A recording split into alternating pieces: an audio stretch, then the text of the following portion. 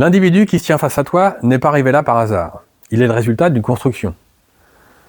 Son enfance, son éducation, ses traumatismes passés, cela a façonné l'adulte qu'il est aujourd'hui. Le corps ne ment jamais, et parfois il garde des traces profondes. Chaque problème non résolu, chaque faille psychologique s'inscrit quelque part dans sa posture ou sa gestuelle. Encore faut-il savoir où regarder.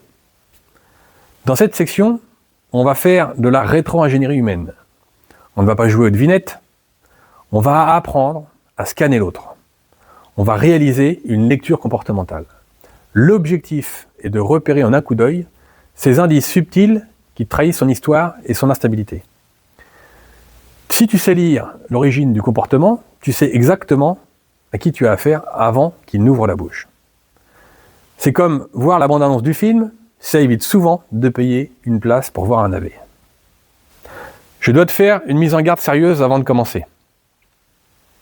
Ce que tu vas découvrir dans cet atelier risque de changer ta vie à tout jamais.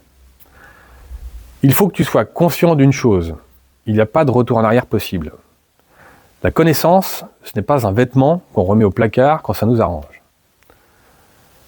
Une fois que tu as ouvert les yeux, tu ne peux plus les refermer. Tu ne pourras plus jamais ignorer ce que tu vois.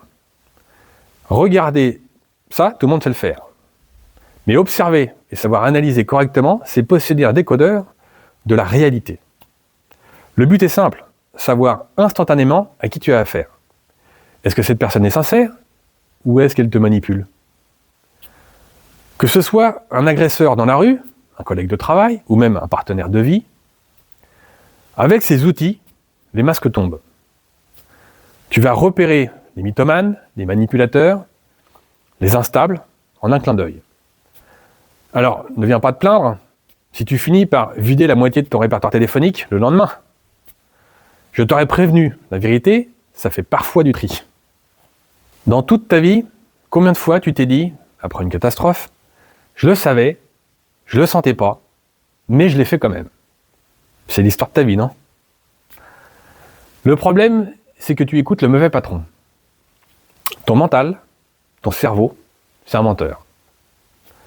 Il a peur, il analyse trop, alors il fabrique des excuses pour te rassurer ou te paralyser. C'est juste du bruit cérébral. Ton intuition, elle, vient d'ailleurs. Elle vient de tes tripes. Ton corps est une antenne, il capte des signaux invisibles bien avant que ton cerveau ne les comprenne. Tu connais cette sensation? Ce frisson qui parcourt l'échine quand quelque chose est vrai et quand un danger est imminent. Ça, c'est ton radar interne. Et lui, il ne te ment jamais. Dans cette formation, on va apprendre à couper le son de ton mental pour remettre le volume de l'intuition à fond. On va réapprendre à faire confiance à ce frisson. Parce que dans une situation critique, ton cerveau va hésiter, mais tes tripes, elles, savent déjà quoi faire. Écoute ton corps, si tu as les poils qui se hérissent, c'est que ce n'est pas parce qu'il fait froid, c'est parce qu'il faut partir rapidement. Et il y a une chose fondamentale que tu dois comprendre sur le cerveau humain. Parmi les nombreuses parties, qu'on verra plus tard, il y a une partie très créative, très imaginative. C'est celle qui te permet de parler et celle qui te permet de mentir aussi. Avec des mots, on peut tout inventer, tout fabriquer. Mais il existe d'autres parties de ton cerveau, sur lesquelles nous reviendrons, beaucoup plus anciennes, qui gèrent tes nerfs et ta survie. Et cette partie-là, elle est incapable de mentir. Elle ne fait que réagir. Au travers de ce thème, je vais te donner les codes pour lire cette partie cachée. Je vais t'apprendre à repérer le décalage entre ce que la personne dit et ce que son corps hurle. Les micro-expressions du visage, les tensions musculaires, les gestes parasites, ce sont des fuites d'informations que l'on ne maîtrise pas.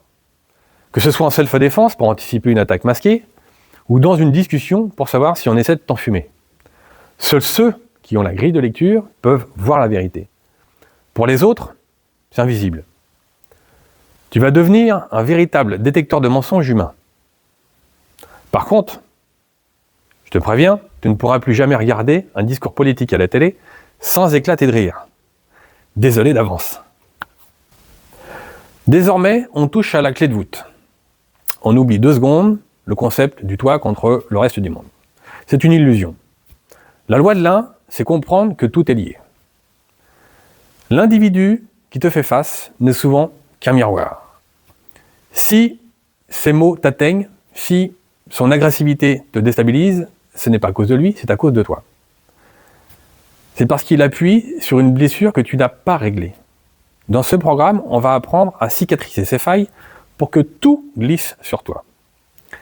Et retiens bien ceci, si tu n'es plus atteignable, tu n'es plus contrôlable.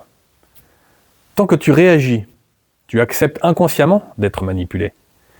Mais si tu n'es plus contrôlable, si tu n'es plus influençable, alors qu'est-ce que tu es ? Tu es tout simplement libre. C'est assez ironique, le meilleur moyen de gagner une guerre, c'est souvent de réaliser qu'il n'y a personne à combattre, à part juste son propre ego. On termine avec ce symbole. Tu vois le cercle ? Avec le point rouge et le point jaune. Pour résumer simplement, le rouge, c'est la fermeté, le jaune, c'est la souplesse. Ce n'est pas l'un contre l'autre, c'est l'harmonie parfaite. L'un ne peut exister sans l'autre. Mais sur l'emblème de ce concept, le Jeet Kune Do, Bruce Lee a ajouté un élément crucial, 2 flèches qui montrent l'action de ce symbole. Pourquoi ? Pour symboliser le mouvement perpétuel.